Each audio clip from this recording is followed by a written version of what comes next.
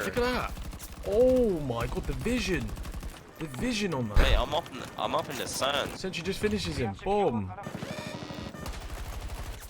Oh my god. I didn't even see these people, I was just pinning them. That's fucking Loadouts, bro. Oh my. Do you enjoy free medical healthcare? Oh my. Are you looking to abuse some ridiculous yet legitimate war hacks? Well, you're in for a special treat today, as we have the man, the myth, the legend himself, Boris. Boris Johnson's a legend. Welcome back to another episode where we examine, explain and evaluate the best playstyles, gear and weapons to use for each of Battlefield 2042 specialists. So please, get comfy and enjoy the show. Boris is a specialist that I myself am most guilty of overlooking, and for that I apologise, as even a Swiss Army knife couldn't hope to live up to this icon. Boris reminds me of my first build in the Division 2, where I abused double sentry turrets, and fortunately for me, many of those strategies I used back then are equally applicable for Boris in 2042. So without further ado, let's get into the guide.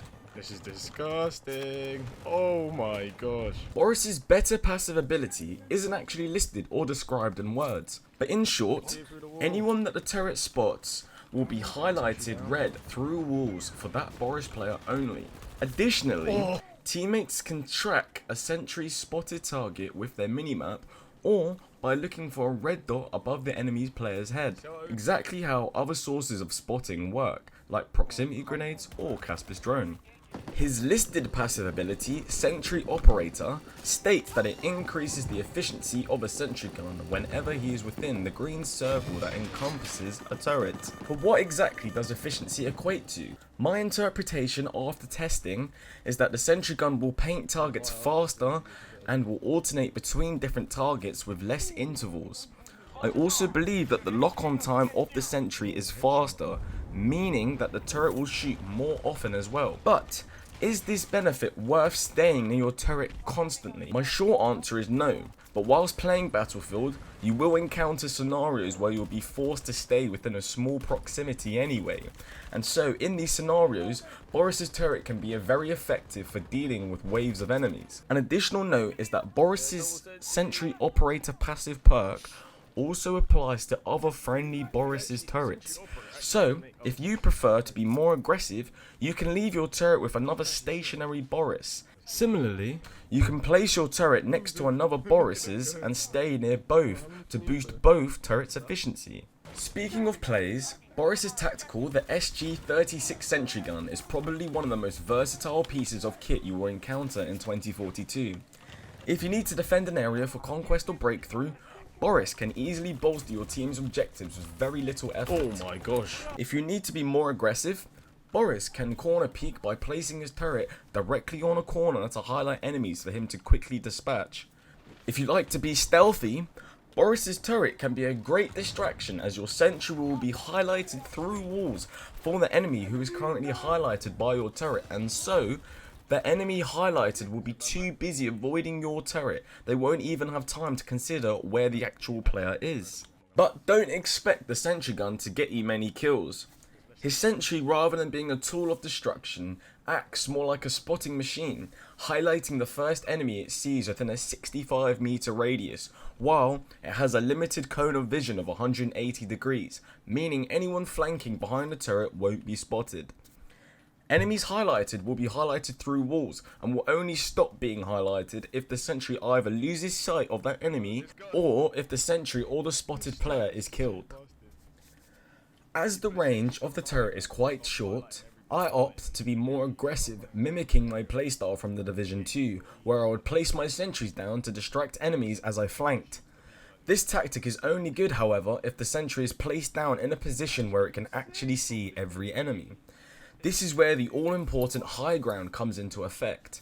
To prevent becoming a micromanaging Karen who constantly fiddles with their sentry, I strongly recommend taking the time to put your sentry in the perfect position for each and every engagement, as picking up and moving your turret constantly will not only get you killed from time to time, but also isn't possible, as sometimes you won't be anywhere near your turret, although one can pick up and replace their sentry gun as a way of repairing its health. Lastly, but more importantly, repositioning your turret a lot also slows you down in doing the important things like PTFO. Boris's versatility in defensive and aggressive playstyles furthermore sees him succeed where even an Irish player might not, as Irish can get pinned down behind his barrier and can find it difficult to make use of his abilities on the go. Not that it isn't impossible, but Irish simply requires a lot more work to make his abilities always applicable to gunfights. On the other hand, Boris players are free to choose to stay and defend an area which will boost their sentry gun, or if the situation requires it, go out there and rush the enemy using a well-placed sentry to highlight targets for Boris as he moves around seeking out victims. At the moment, I see Boris as a hybrid of Paik and Irish's playstyles, and so for me, he has quickly risen to becoming my favourite specialist to play on 2042. Casper's drone C5 strategy, however, will always be a close second. And speaking of which, did you know that Boris's sentry gun can further be used as an unsuspecting tank mine or mini bollard? Exactly how Casper's C5 drone strat works, Boris players can place C5 directly on their sentry turret or around it within the green circle, and any vehicle that rams the turret will cause the turret to explode, which in turn will trigger the C5 without the need to use a detonator. Oh my god. I've just realised what we can do. You create your own like fucking anti-tank mine. Even simpler, Boris's turret can actually reduce a vehicle's momentum if hit, like Irish's barriers. However, the turret always breaks when hit, and as you can only have one turret as opposed to two barriers, sometimes it's simply just not worth the trade-off as you'll still be rammed. So far, I have struggled to get footage of the C5 Sentry Ram strat, as I've been quite unlucky, so if you do manage to make use of this strategy, please send over your clips or tell me in the comments, so I can rest easy knowing this strategy actually does work. No! No! It went over! No! No! That could have been it. As you can see so far from this guide and from the footage, Boris's turret gives its wielder an incredibly massive advantage to any gunfight he properly prepares for, and so, hopefully, now you'll agree that every Boris player should always opt to take that time to get properly set up. So let's talk about the elephant in the room, the proximity grenade nerf. Was it needed? Definitely. Has the nerf reduced proximity grenade spam? Surprisingly, yes. At least in my games anyway. But is it still worth taking post nerf? Honestly, if you're low level, I'd say yes, as it's still amazing for XP and level grinding, and the info you get, although reduced, is still vastly superior to going into gunfights blind. But if you don't care about XP, or simply just want to PTFO, I'd highly recommend smoke grenades over proximity grenades, and let me explain why. Smoke grenades are by far the most versatile grenade, and while playing as Boris, versatility should somewhat be a priority, as you may find yourself in the same life defending an objective, then deciding that it's too boring for you and going all aggressive and guns blazing, and no grenade is better suited for this mentality. Suicide. Smokes can be used to retreat if taking too much flak from your position, or they can also be used to rush at the enemies, which is especially essential if you're running an SMG or shotgun, as smoke will help you get within your gun's effective range. Revives also made much safer under the cover of smoke, while smokes can be used to blind vehicles, making them crash and easy to detonate with C5. One final note is that smoke grenades can also be used to blind enemy sentry guns, but this also includes your own sentry gun, so be wary. It can't. The sentries count as a sentry, smoke. EMPs, while very niche, are actually one of Boris's biggest counters, as Boris relies heavily on his turret to bolster his effectiveness, and so a well-placed EMP grenade will completely decimate Boris's intel and ability to repel pushing enemies. You can use this as a Boris to counter enemy Boris players, along with any annoying vehicles you come across along the way. Oh my god. I got run over by the tank. No, what a way to finish the game. While I haven't spoken about frag grenades so far, as they are quite self-explanatory, but while playing as Boris, I've noticed a few enemy Boris players making use of frag grenades in a very shrewd manner, using the highlight from their turret. They use these wall hacks to increase the lethality of their grenades by getting much more precise placements when throwing their frag grenades, and so I've come to recommend them for using against heavily fortified enemy positions, as when used in conjunction with Boris's highlight, frag grenades are a very viable option for a more aggressive Boris playstyle. No, he literally fragged me using his Sentry. That's big brain now. I haven't done that yet. Oh, I've got it recorded. At the moment, C5 is currently my go-to when playing Boris, as my ability to deal with enemy foot soldiers is more than adequate, and so my biggest threats usually stem from vehicular warfare. Over the years, C4 has been proven to be the most effective counter to vehicles, but requires great personal risk, so keep this in mind when playing 2042. Also remember that with Boris's turret, one can also use their C5 to create the anti-tank mine, so for Boris specifically, C5 is actually slightly more versatile than the average specialist. Unfortunately though, he's still a mere shadow when compared to Casper's C5 drone. Oh, 2 guys were trying to repair that tank and I just blew them all up. Another benefit to using C5 is being able to rush objectives by placing C4 on destructible walls. This will allow you to push an objective from an angle that defenders aren't quite expecting. Insertion beacons make great choices of equipment, and I will always recommend that each squad has one person running them to keep the squad constantly in the battle. As Boris is actually quite an aggressive specialist, I'd say he's quite well suited to flanking enemies and getting a good position for spawn beacons. Just don't place a sentry next to the beacon, as the turret almost always draws aggro to wherever it's positioned. As I run C5 or insertion beacons, I find myself running out of ammo quite often, even when picking up ammo on the go, and so, sometimes I wish I had taken an ammo crate. However, when playing with friends, usually one of us runs ammo, and so this issue is negated. I'd recommend trying different items yourself and seeing what works best for your individual playstyle and loadout. Depending on what weapon you're using, ammo might not be so much of an issue. Shotguns such as the MCS A80 don't require so much ammo, whereas the 12M auto shotgun with a drum mag almost certainly requires an ammo crate. Until another change is introduced to the SMG category, the K30 is still my favourite pick from this archetype. Its rate of fire is simply only matched by the MP9, and even still, there's a 250 rounds per minute difference. So while both guns are similar, the K30 is simply in another class when compared to the MP9, PDX, or even the PP29. 4 man. 5. While I've so far failed to mention shotguns in previous videos due to how ineffective they seem to me on such huge maps, Oh, let's look at that! I just one-shot that guy from... Just hit fired at the guy from... Oh, look, there's one tapped. One tapped. I must say that like Boris, I've massively underestimated them, and to my surprise they've actually become my go-to category of weapon at the moment, as not even a K30 can match the one-tapping capabilities of the MCS 880. Ever since Modern Warfare 2, the AA-12 has also been a staple of every young man's dream of unleashing rampant destruction, and with the 12M Auto, players can devastate swarms of enemies with its 20-round drum mag, which obviously makes for a great close-range warrior, once leveled high enough of course. The M5A3 is my personal choice when playing as Boris. This is down to the fact that it's an incredibly versatile gun that suits the theme of today's video perfectly. The rate of fire allows it to be used aggressively and compete with SMGs up close, while having better range to beat them afar. This further makes the gun a good static defensive tool, as you may have to shoot at extended distances to pick off enemies highlighted by your turret, which is precisely where SMGs struggle to perform well. The PKP is a must recommend at the moment, despite what I said in the last guide, as since the PKP has had a huge buff and so the recoil is all but minimal now.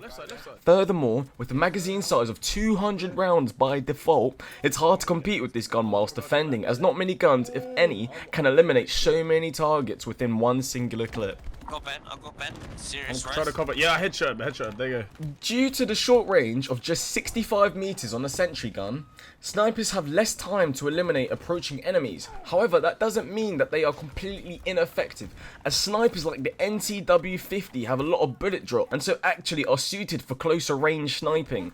I got a double headshot on the bolt. So if you like to snipe, Boris may actually be the specialist that's perfectly suited to your playstyle, as he can quickly spot enemies who are highlighted, allowing you to drop them in much more ease. My loadouts while playing as Boris go as follows. The M5A3 is my main battle rifle, and I like to use this weapon alongside ammo, as usually with this weapon I tend to run out of bullets as I roam a lot less while defending. I will also run smoke grenades to relocate or get revives much easier.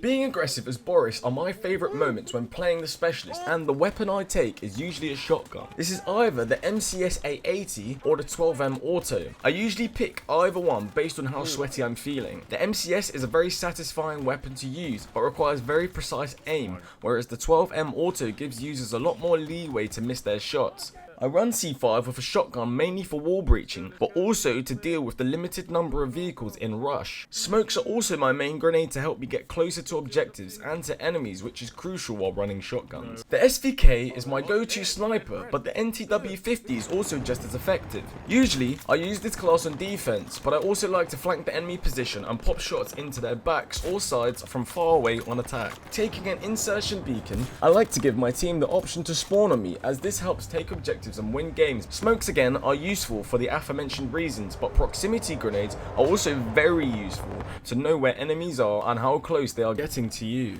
Essentially, the best way to play Boris is by efficiently prioritizing highlighted targets spotted by your sentry gun, as the faster you eliminate a spotted enemy, the faster your sentry will lock on and highlight your next helpless victim. It's kind of like whack-a-mole. Oh, look at the sentry. While defending behind cover, place down your turret to draw enemy fire before returning fire. The turret will spot enemies through walls, providing you with highly accurate intel, almost acting like a periscope for you to make plays from. This will save you taking damage trying to get a visual on your opponents with your own eyes. When being aggressive or on attack, placing your turret high up is crucial, as the more the sentry can see, the more enemies will be highlighted, meaning you are less likely to be surprised. Using smokes in conjunction is especially crucial, as this gives you cover while advancing and gives your team more motivation to push up as well. Finally, where possible, enter objectives through unconventional entrances. For example, one can use C5 to tear down a wall to make your advance less predictable and harder to defend against. If the enemies are too entrenched in their position, destroying the whole building can sometimes be an option, which can be done with C5 or with a vehicle with relative ease, and should make it easier for your team to get on site. Oh my god, I just ran straight through the building. As I said before, when it comes to sniping as Boris, the turret doesn't highlight targets past 65 meters, so to counteract this, I place my turret in the middle of the battle, preferably near an objective. Once placed, I will run to a position that has a clear view of the area my turret is facing, and proceed to eradicate anyone who gets spotted by my turret. Though this strategy takes some time to set up, I believe its benefits are worthwhile when taking on a sniper playstyle. Similar operators include Irish, who we last covered on the channel. If you're interested to see what he can do, I have linked my guide for him in the top right corner of the video. Just click it. He too is also a defensive archetype who can place down barriers and trophy systems to reinforce any position, while his passive allows him to start with armor and recover this armor alongside any ammo you pick up from dead enemies. Paik's EMG scanners, on the other hand, are essentially wall hacks, allowing you to see enemies through any surface. And just like Boris, players could use this vision to make incredible plays and constantly maintain the upper hand in any engagement they choose. Her passive ability also gives you wall hacks against the last player who damaged you, which can be almost overpowered if stuck in a prolonged 1v1. Her scan is a short duration, but Paik is somewhat a quicker burn than Boris, though she takes almost no time to get set up. If you enjoyed this video, please like and comment down below which specialist you want to see covered in next week's video. I aim to post every Friday around 6 PM UK time, so stay tuned for my next upload, and before I go, I'd like to say thank you to everyone showing their love and support on my latest videos. This channel is relatively fresh and only starting to get set up in the world of YouTube, and having you guys support me has given me the confidence to come out and make this a major part of my life. And so I'd like to thank each of you individually, while I look forward to seeing you next time. This has been Squeaky27 covering Battlefield 2042. Take care and good night. Oh fuck, have I actually been fucking muted this whole fucking time? I said that earlier. We literally all said it. Just winding me up because I said it. No, we literally all said it. We're like, oh look, Oscar's muted, he's literally not saying anything. Look at this, look at this, look at this. Tony Hawk. Oh shit! That's a 50-50 off the trial.